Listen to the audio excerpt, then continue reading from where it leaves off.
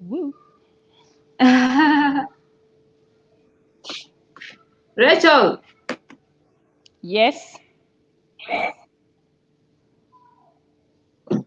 Yeah, so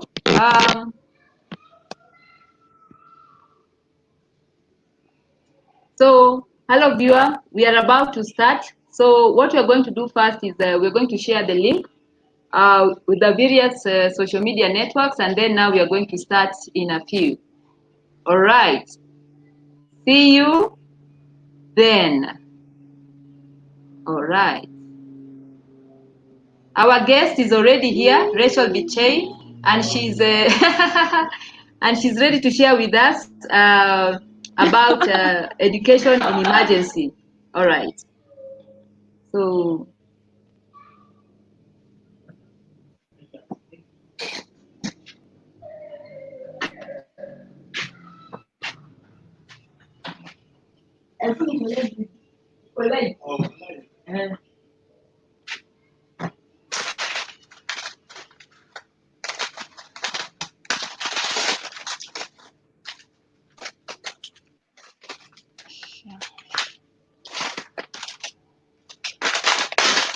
What?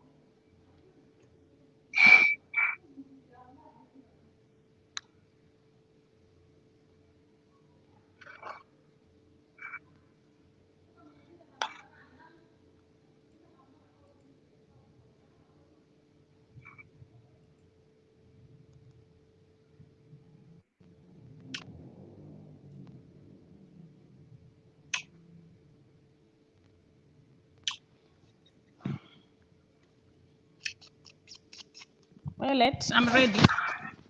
You're ready? Okay. Yes, I've already sent out the link. Okay. Okay, just a few.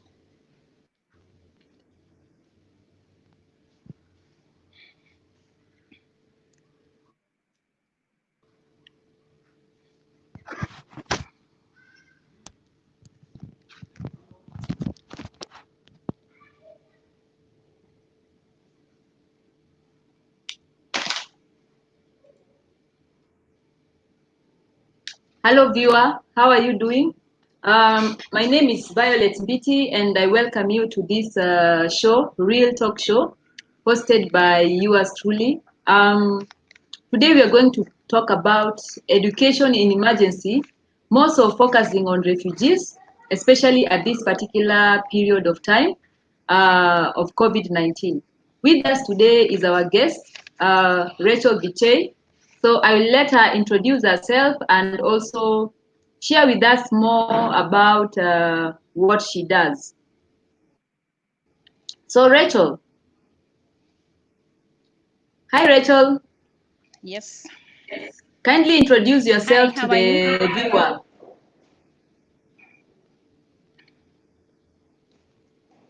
Okay. Hello, everyone. My name is Rachel Viche. I'm a master's student at University of Nairobi. I'm on my last, I can say my last part, finishing my master's education, and I'm majoring on education in emergencies. And I would like to appreciate Violet for hosting me. And thank you as we share what is education in emergencies in relation to COVID-19. Thank you. Okay, you're welcome. You're welcome. So kindly share with us what education in emergency really means. I'm setting up my seat very well. Okay. We'll start by defining what is the Okay, we'll start by defining what is education in emergencies, so that maybe someone who doesn't know what it means can be able to know it. So education in emergency, it's basically the provision of quality education to all school-going children in emergency situation and meeting their physical, psychosocial, and cognitive protection. When we say emergency situation, we say this kind of children or people, they can be youth who have been affected by emergencies, and emergencies can be like natural disaster, human-made disaster. They can be fleeing from persecution or conflict in their home countries. So when they're seeking refuge in a host country, this is where we call that situation emergency. It's like an abnormal situation, because these are kind of people who have come from their home country, and maybe reaching at the camp, their language of instruction at the camp when they are learning, it's English, yet someone is from Sudan and she or she knows only Amharic. So you can say it's like abnormal situation. Yeah, that's basically what education in emergency means. So there's a screen that I've shared. Can you see? Yes, I can see it. Yeah. So viewers, you've had a good example is in case of refugees, the sudden uprooting in search for safety from fear of conflict, persecution, or civil instability, which causes severe disruption to education and learning outcomes. So kindly also share with us the importance of education in emergencies. Yeah, okay. I just want to take you back. Let's say, for example, someone, a refugee, has come from Ethiopia, has come from Uganda, Rwanda. So coming to Kenya, this kind of people, maybe they were physically tortured, maybe they saw their parents being killed as a result of persecution in their home country. So when coming to the host country, or at the camps, at the refugee camps, we see that there are so many things going around them in their mind. Let's say, for example, they are depressed, they have anxieties. So we see that education in emergency, one of the important of education in emergency is that it sustains life. This can be seen by when reaching at the host country, they're able to be given psychosocial support or even cognitive support, so that they can be able to be brought back to their normal lives.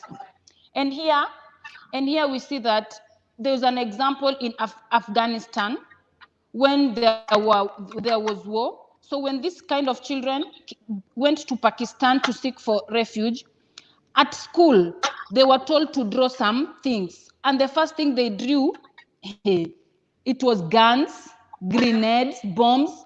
Like, these are the things that they usually have them in mind, the pictures that they have. But when education in emergencies are being employed to this kind of children, they'll be able to draw like football, being a teacher, being a lawyer. So you see, education in emergency, it's being able to sustain their lives by making them forget about what they went through and bringing them to normal. And another one is that education in emergencies facilitated by academic, vocational, and life skills among children, it may be able to give them skills so that these skills, they'll be going to use them in future. Yes, thank you, Violet. Okay, so I'd like you to share further on the challenges that are being faced with regard to education in emergencies. Okay, right now we see that we have COVID-19. We have COVID-19. It has affected like 99% of students all over. And these refugee children being in a camp, it makes them like their experiences, they're not that good. So at the camp, they are faced with so many challenges. Like some don't go to school at the camp. Like for example, the girls, they are faced with gender-based violence. There are so many things. So schools, they were like a safe place for them. And now these children being out of school, it also endangers them, because over 75 million children are refugees, yet like now they are out of school. You can see the risk that they are being exposed to these children. And another challenge is that 50% of children 50% of children have access to primary education compared to the global level of 90%. There was also a statistic that said that only 3% of refugees are able to attend the tertiary level. So you see that at the camp, the UNHCR has done so well, because we have like 21 primary school that is in Kakuma refugee camp, according to my research.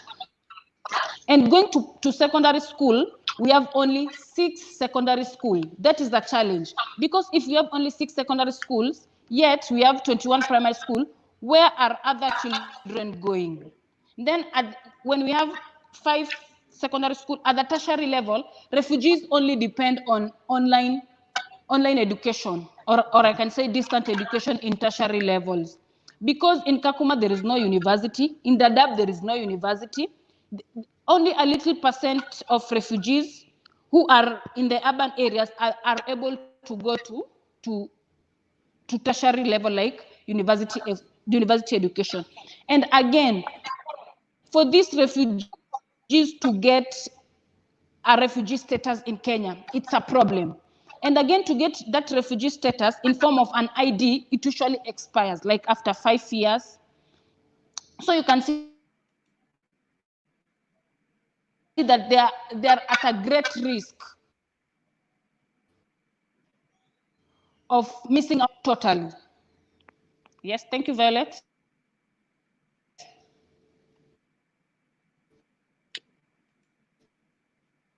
Can you hear me?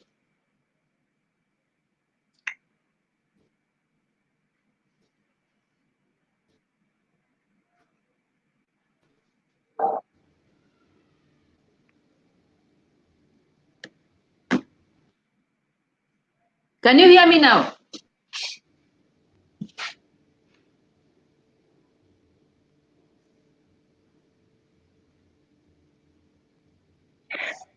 Yes. Yes, kindly elaborate further, because you kind of disappeared. Okay, my network was at least low.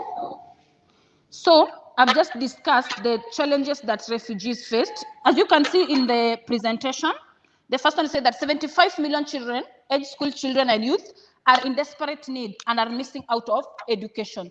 That's how I say that. For example, in the camps we only have 12 primary schools. Then at secondary level, we have only 6 secondary schools at Kakuma refugee camp. This is the situation at the camp. And the schools are being supported by of course, the UNHCR. So I was saying that these 75 million children, are at a risk of missing out of school simply because the educational program at the camp, it's very low. These refugees, there are so many. They are coming from Somalia, they are coming from Sudan, others are coming from Rwanda, and the next stop is at the camp. So we can see that the demand for education at the camp, it's high, but the supply, it's very low. Again, you see that communities always highlight the importance of education during times of crisis, yet education appears to receive less than 2% of humanitarian funding. I want to congratulate a certain organization. It's called Education Cannot Wait. Education Cannot Wait has done so very well in terms of funding education in emergencies. This is the first multilateral organization that is being able to source funds from every country in the world so that they can be able to help refugees. There's so many refugees in the world, and the education, we all know that education sustains lives. But if these refugee children cannot get education, it will be so bad on them.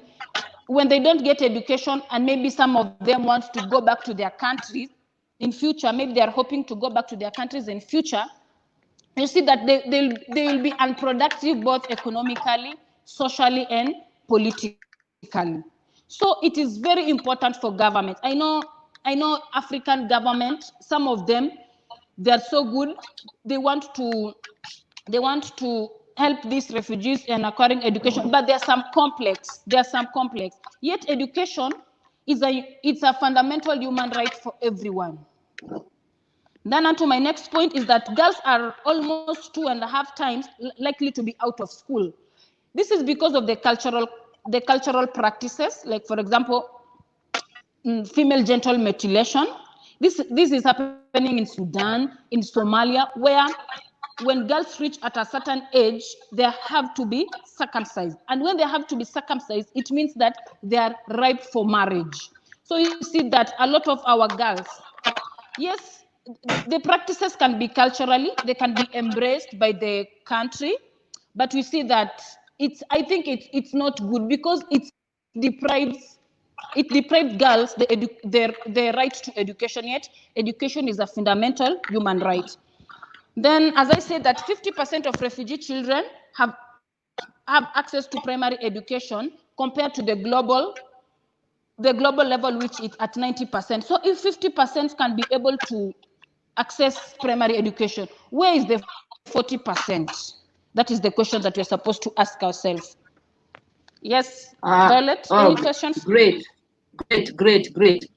So I'd like to come now to the next session, where now we are going to also look at the solutions. What solutions do you propose should be addressed with regard now to addressing this issue? Okay. First of all, we have different solutions that can be given to different age groups of refugees in Kenya or even in the world. And we see that the first thing is distance learning. I've seen distance learning working because even in January, from January this year, 2020, I was able to collaborate with a certain organization. What is the name of that organization? At the camp, African Initiative for Human Development. African Initiative for Human Development. Okay.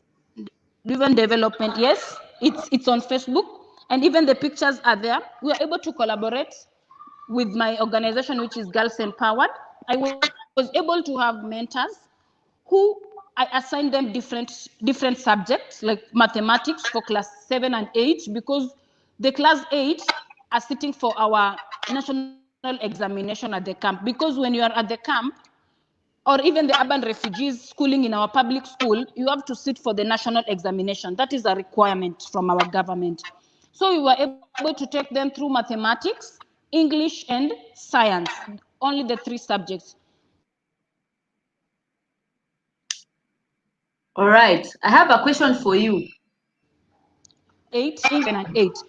They were teaching, while recording themselves, then sending the videos to this. It's on slide number 7. It's on slide number 7. All right. 2, 3, 4, 5. It's oh yes, 6. over here. Yes, yeah. These are some of the candidates who are going to sit for examination this year, 2020, but it was postponed. So we were working because we didn't have internet at the Kakuma refugee camp. We just used videos when we teach, like for 40 minutes. Then after teaching, I was able to send the videos to this particular guy. He's called Honor. He's also in Facebook. He's called Honor. He was able to send the videos. Then he was able to share with the children at the Kakuma refugee camp. And I can say that it really worked. And they were also asking if they can get other subjects like Kiswahili, like social studies, so that they can learn all the subjects. Yes, Violet. Another solution that we can embrace is the radio learning. A research was done by Education Cannot Wait, that organization, and they say that radio learning was very, very important, specifically at the camps, because at the camps they were able to access the radio. They can have the radio, and then different age groups of children, they can come then listen to the instruction, the learning instruction, as compared to the internet, because most of the children don't have internet access at the camp, and most of them don't even have smartphone. So radio learning was very important. And in Kenya, at Dadaab, we see that they were able to have a studio where they were teaching these children at Dadaab refugee camp using radio. But at Kakuma refugee camp, I'm not so sure, because when I asked my coordinator there, Hona, he said that they don't have, but maybe in future we can organize for that. Yes. All right. So I can see that you had also, you had talked about distance learning. So before we come to suggestions for now and the future, before we come to that, before we come to that section, I wanted you to share what drove you into concentrating on this particular field of education in emergencies, especially with dealing with refugees, because not many people engage in this particular sector. And even as a matter of fact, you're also doing a master's in relation to education in emergencies. So I just want to know, what is the driving factor that led you to doing this?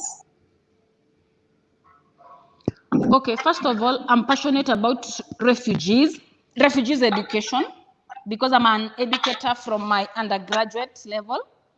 So what drove me to do this course? First of all, it was the passion that I have for refugees. Reading articles, watching TV program on refugees. I saw that they were this kind of people. They're innocent. They've just been able to flee from their home country because of the wars, maybe caused by political leaders. And I thought that when they are moving to a host country, that they'll be able to face hostility. And I said to myself, like, before even I do a study on refugees, let me go to the field and see what is there, because you can be reading something from the magazine, watching TV, and maybe things are being exaggerated. So when I went to Turkana, that is in 2016, I went to Turkana. I didn't have access to the camps, because you are supposed to have a letter from Nakosti. Okay, wait. Some of the refugees. Yeah. Before you move forward, you've talked about Turkana. There are viewers here from all over Africa, and I'd like to get to know more about Turkana. What is Turkana? Where is it situated? And in which country is it? And what's so special about Turkana? Okay, Turkana, it is in Kenya. First of all, it is in Kenya, and it is a county. And we are so proud that we found oil in Turkana. That is a plus for us Kenyans. But again, Turkana is a marginalized community. People in Turkana are marginalized. From Nairobi to Turkana, it's like I can approximate. It's further than Mombasa, like more than 500 kilometers. Because when you go to Lodwar, then from Lodwar to Kakuma, so it's a distance. And again, Turkana, there are so many challenges that they face. Like, it's a dry area. Even if you Google Turkana, it's very dry. You can even imagine where these people are getting food, these people are getting water. And most of the challenges, they usually take like kilometers and kilometers to look for water. Then again, Turkana, it neighbors Samburu, it neighbors Pokot, other marginalized communities in Kenya. I hope I've explained well about Turkana. Yes, yes. So now expand further on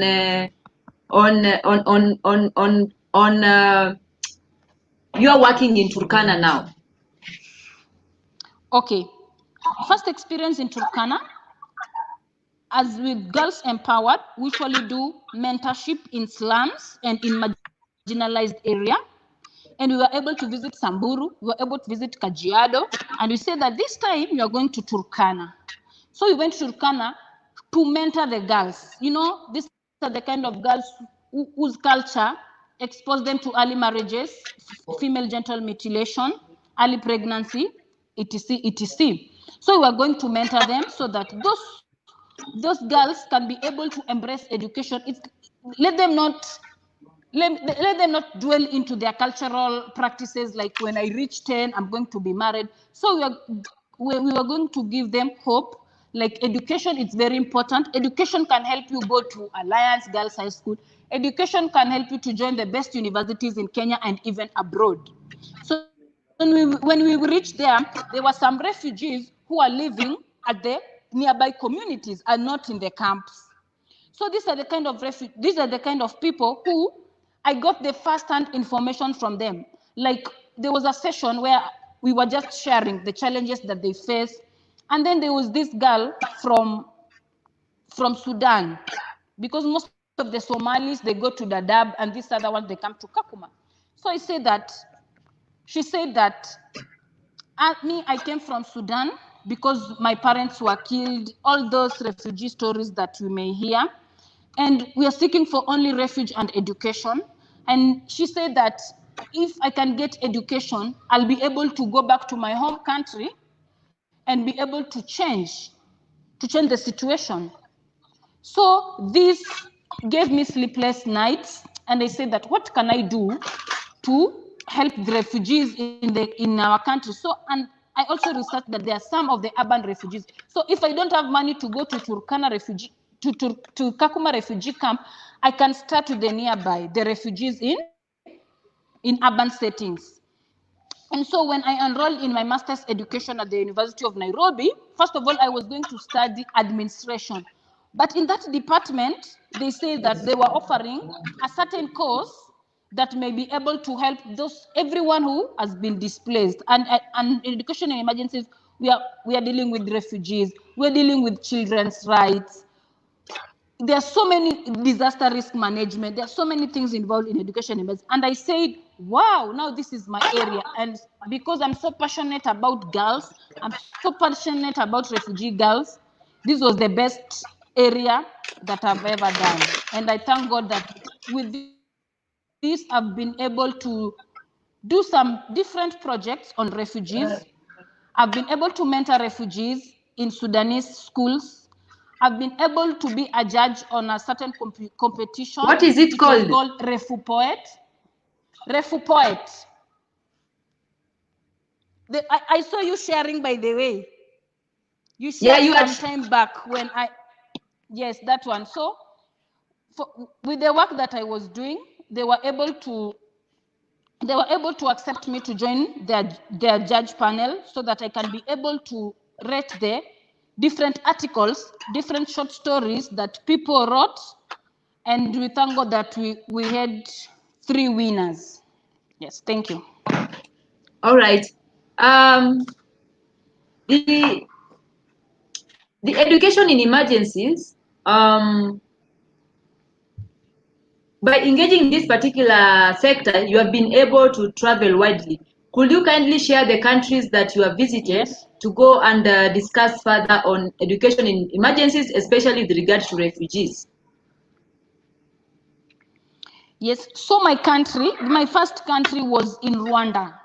I visited together with my Which country? University of Rwanda. Or Rwanda? Yes, I visited Rwanda, and this Rwanda, we were able to go to the School of Education so that we were selling the education in emergency course to them because it's very relevant to the Rwandese. We all know what happened to Rwanda in 1994, the Genital refugees who are in other countries, and we see that their president, Kagame, say that if you want to come home, please come home because Rwanda is safe. So Rwanda was the best place to, as in for a field trip of education in emergencies. The second country, I've been able to go to Ethiopia, Addis Ababa. That was in 2019 in December, when I was able to be selected in the first African Refugee Summit in Addis Ababa. So we are we can say that we are the founders of that African Refugee Summit, of which we were able to discuss different challenges, and I was able to be in the table of education, where we gave out different challenges that refugees faced in their host countries and what can be done, the solution that can be done so that we can improve refugees' education and by them getting quality education.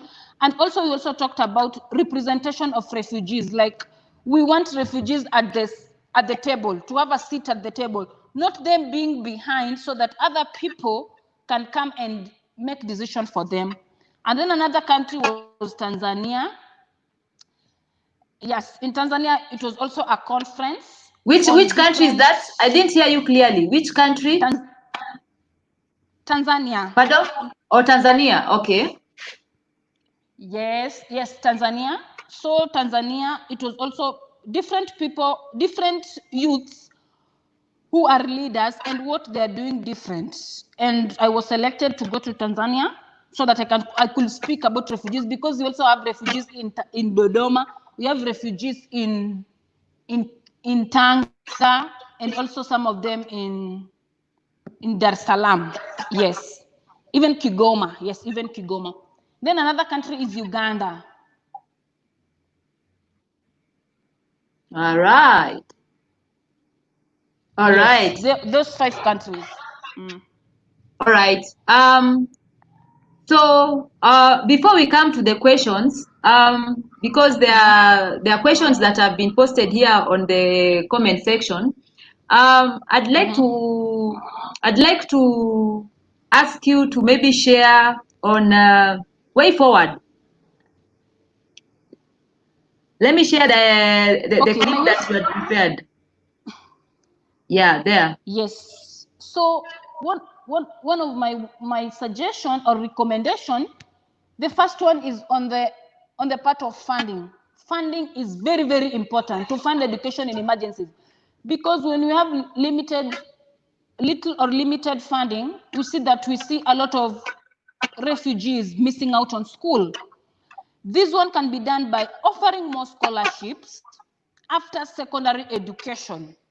Yes, we have scholarship, but scholarships are limited. And I can remember at a conference in Ethiopia, they were saying that the refugees themselves, they were saying that, like, for example, in Uganda, a real example in Uganda, they were only having 2 scholarships, one for the urban refugees and one at the camp. Can you imagine? At the camp, there are like millions of refugees, and they only want one person. Same to the urban refugees. So they're saying that if they can increase the scholarship, it will be better. Like, even if 20 refugees can get scholarship, come join a certain university, finish education, then they can be able to sustain themselves after that, it will be very important. That is my first solution. The other solution, it's like our government should be able to allocate like budget.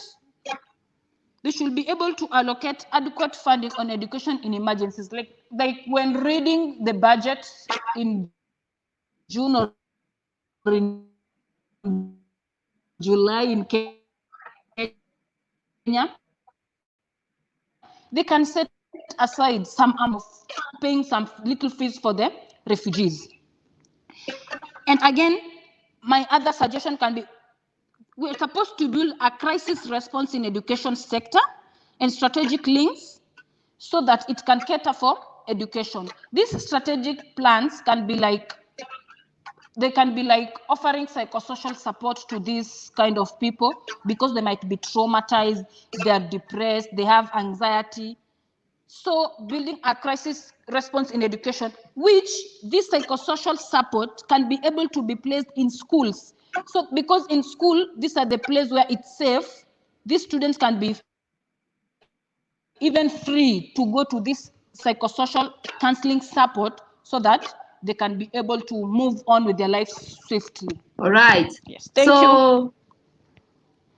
Rachel, so right now I'd like to take you through some of the comments and also some of the questions that have been asked by the viewer. So Joyce Alo is congratulating you on the wonderful work you are doing. I can see you have disappeared. Oh yeah, now you're back. So Joyce Alo is congratulating you on the work you are doing. Yes, I'm here. And then we also have Brian Odio who's saying, thank you, Joyce. And then there is Brian Odio who's saying, God bless you with what you are doing, Gracie. Barikiwa sana. And then we also have Paul Shaw. I know them, they're my good friends. Then we also have Paul Shaw. Yes, okay. Paul Shaw. Yes, he's from he's from UK. So he's saying that distance learning has to be the way forward during the pandemic. Radio learning seems to be more reliable than the internet. Can it be two-way?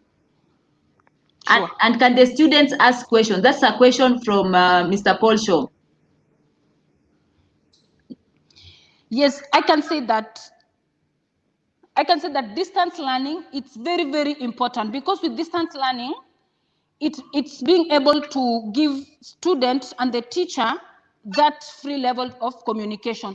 And this, I know that internet connection can be a problem, but as educators in emergencies, we can set up maybe a certain hall that it's connected to Wi-Fi for just some few, I can say some few minutes for distance learning because of the connection internet, but with me, I go with radio. You can use batteries, education from different subjects. They can also get mentorship from expertise or experts. So with me, radio learning is the best, but we can also embrace distance learning for the sake of answering questions, teacher to student. Yes, thank you. All right. So here is also another question from Mr. Paul Shaw. He has said that we have had many stories from community-based organizations working in their local communities. Does Rachel see refugee camps as her local community? I can say yes. By the way, me I just want to go and work in Kakuma refugee camp, particularly maybe with Window Trust, because Window Trust has been able to work a lot with refugees, offer them scholarship and sending them abroad and helping refugees to sustain themselves. So me, when I finish my master's, if you are listening to me, if you can connect me to an organization that is based in Kakuma, I can do very well in Kakuma refugee camp because I have burden for refugees, mostly at the camp. Thank you. Wow, wow. Marion is saying great work that you are doing. And then Mr. Paul Shaw is saying, I love Rachel's enthusiasm energy, and drive. Was there a point in time when she decided to focus on refugee education? Yes, this is what I'm doing now. I'm doing a course in education in emergencies, and my area of specialization is on refugees. So, Paul Shaw, yes. All right. So we've reached the end of our presentation. So I wanted to know whether you have any last words that you'd like to, final words that you'd like to share with the viewer. And then before you do that, you say that there's the organization in Kakuma, you're saying it's called Window. Windle Trust Kenya. Window? Yes, Windle Trust Kenya. Or Window Trust Kenya. So if you're watching this particular show and you know maybe the human resource at Window Trust Kenya, you can link Rachel, because not many people desire to go now to refugee setups because maybe of the extreme weather conditions there, and also because it is very far, and also it is is it a hard a place to work with or to work in? But I really loved your zeal, Rachel, and I've also seen UNICEF and also UNHCR also having opportunities to also for people to also go and work there. You can also look at their website. So as we end this broadcast, what is your final message now to the viewers? And do you seek funding? Are you seeking funding to support your initiative? So ensure your message reaches to the donor and it reaches also to the community at large.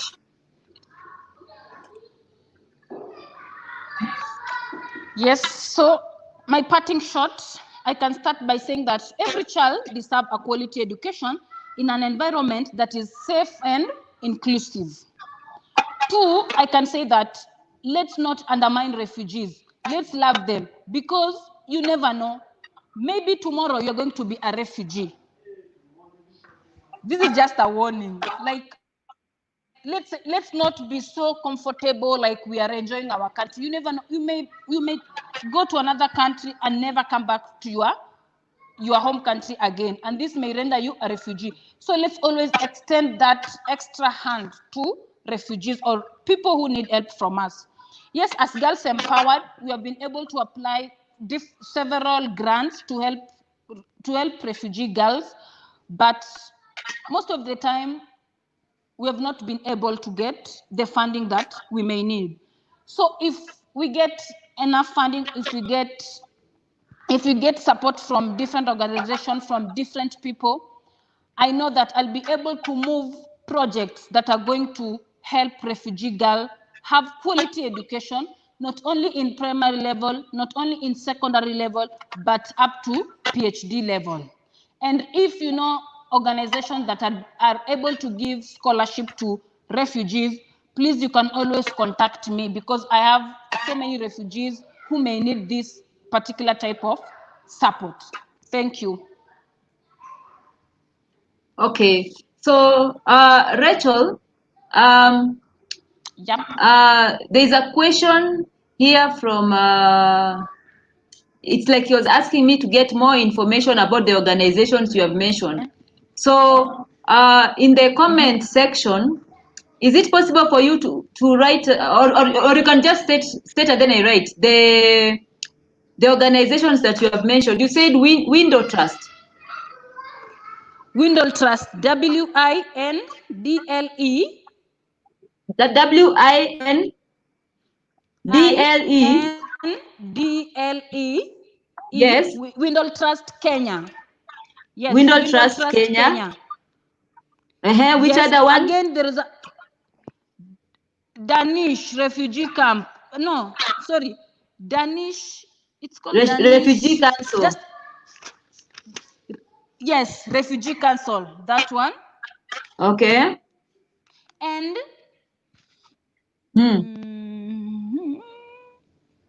UNHCR, of course. UNHCR, eh? Yes. UNHCR, eh? Let's start. Yes, the three. Okay. And I saw you recently distributing food to urban refugees in Nairobi, in the urban slums. So where are they based here in Nairobi? So they're based in it's in a part of Lunga, where we have some of the Somali refugees coming from Isili, but they seek other refuge in Lunga, Sinai. So we have been able to feed these children for the past 2 months. And viewer, That is May I'd like to June. let you know that Rachel and her team, together with the support of well-wishers, they have been feeding 200 children per day. And 50. For the 250 children per day. Yes, for the last 2 months. And we want to say thank you to the well-wishers who have contributed to that. And also as the Real Talk Show, Violet, hosted by yours truly, Violet Mbiti, we've also had discussions with Rachel Vichey and the team, and we have stated that we're also going to donate food that will be prepared for 250 children who reside in you said Sinai, yeah? Lunga Sinai. Yep. So so Violet, through my organization, Violet Mbiti Foundation, and also through this talk show, Real Talk Show hosted by Violet Mbiti, we have decided that we are going to donate food, so that we are going to donate food that is now going to feed the 250 children who are displaced. The other thing that Rachel informed me when I was telling her about donating, she said that the children are given food and they go back to where they reside. So it's not like you are giving to a home. No, you give them and they go back home. Kindly elaborate further on that, Rachel. So what we do, we cook. Then after cooking, they come, pick their food and go with it at home. Most of the pictures are in my Facebook page, Rachel Vichey Facebook page. You can just scroll, you'll get everything, pictures, yes. All right. Yeah, so viewer, thank you for joining us. And thank you for joining this particular talk show where we host dazzling change makers from the African continent who are doing amazing work on the ground, transforming their communities for the better. So thank you, Rachel, for this informative session, and see you in the next broadcast, where we are also going to host the next change maker from Africa. So far we have hosted change makers from all the regions in Africa, namely Central Africa, Western Africa, Eastern Africa, South and Southern Africa. Okay, so we want to say thank you, and see you in the next session. All right, bye. Thank you. Thank you so much. Bye.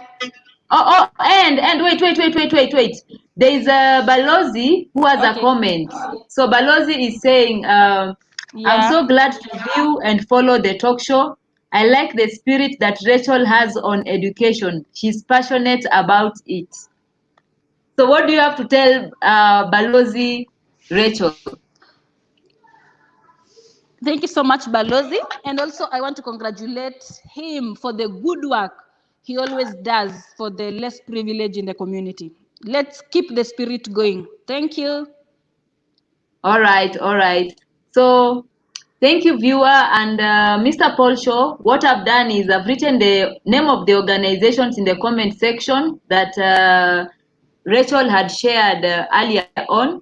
So there is Window Trust Kenya, which you can see on the screen. There is also the Danish Refugee Council, and there is also UNHCR. All right. So if you need further information about refugees, kindly get in touch with Rachel, and she will share with you more information. So right now, we'd like to end this particular broadcast, and I want to say thank you for watching Real Talk Show, hosted by yours truly. Adios and Viva Africa. Bye. Bye. Viva